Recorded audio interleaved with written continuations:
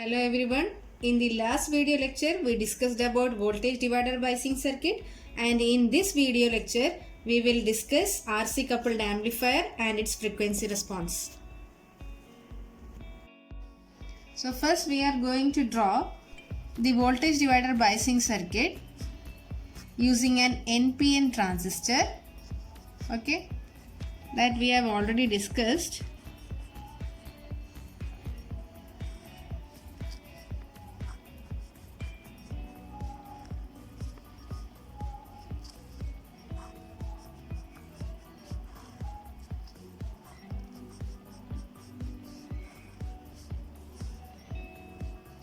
Okay,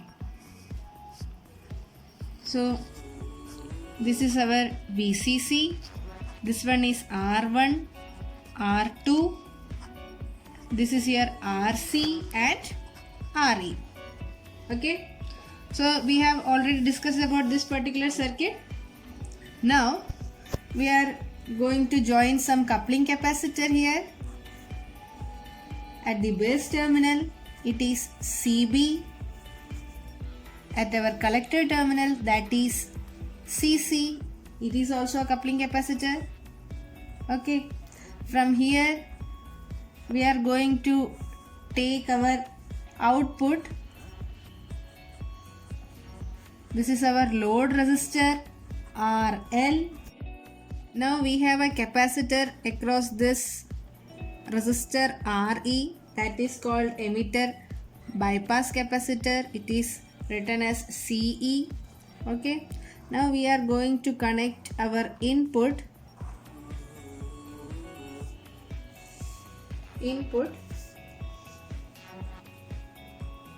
VI. Okay, now this is our ground. Okay, now the input signal, this VI is actually the signal which is to be amplified. Okay, so this one is our voltage divider biasing circuit. Coupling capacitor CB, CC, CE is your emitter bypass capacitor, load resistor RL, our output V0. Okay, so R1 and R2, that are voltage divider network to give suitable forward bias at base emitter junction. Okay, so as we know, we have discussed in our previous lecture, this is our voltage divider biasing circuit, in which R1 and R2 are voltage divider network to which actually provides forward biasing of emitter base junction. Okay, now next component is our RC. RC is actually our collector resistance, which decides the operating point or Q point. Operating point or Q point. As we have discussed, this is the DC load line and we have 2 points here, VCC and VCC by RC. So to draw the DC load line we need these 2 points. So by DC load line we are actually calculating our operating point. So for that we need the values of VCC and RC. To calculate operating point we need RC. Okay, next component is RE. Okay, as we have discussed in our voltage divider biasing circuit, RE is used for thermal stabilization, right? Next component is RL.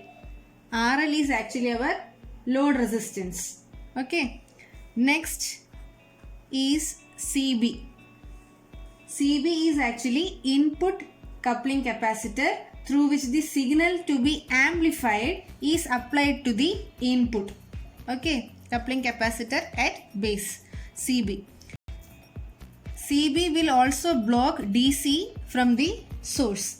Okay, next is CC. CC is the collector coupling capacitor to block DC and to couple various stages. As I have told you in the previous lecture, we can couple various stages of amplifier. For that purpose also we need a coupling capacitor CC. Okay, next is CE.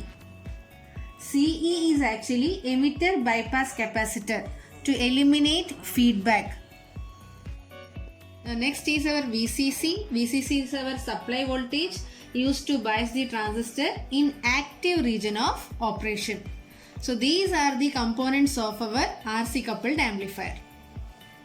Now our next topic is frequency response of RC coupled amplifier. Frequency response shows the variation of gain of an amplifier for different signal frequencies. The response is uniform only in the middle frequency range. For very low and very high frequency, gain reduces. We know that capacitive reactance is inversely proportional to the frequency. That is,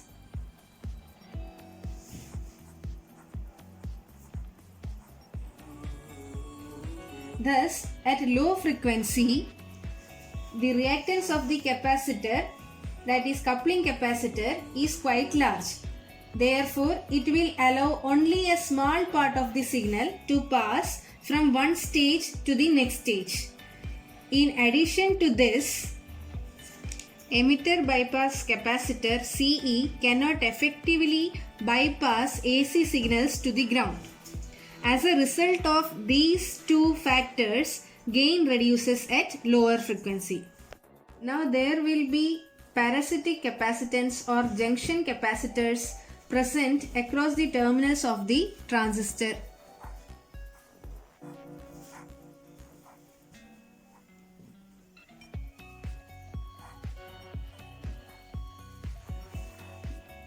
Like this. So at high frequencies, the reactance offered by these parasitic capacitors or junction capacitors are very much less, which leads to feedback of signals through these capacitors, mainly from collector to base and base to emitter capacitors. As a result, reduction in gain occurs at high frequencies. Now we define a point where the magnitude of voltage gain is 1 by root 2 times the maximum gain. The frequencies corresponding to these points are marked as FL and FH. Since power at these points is half of the maximum power, these frequencies are called half power frequencies. The bandwidth is usually calculated at half power frequencies, and hence FL is called as lower half power frequency and FH is called as higher or upper half power frequency. FL and FH is also known as lower cutoff frequency and upper cutoff frequency. Now, why it is called 3 dB frequency? Because we know that at these points voltage gain is 1 by root 2. So if we calculate 20 log of 1 by root 2, that is equal to minus 3 dB.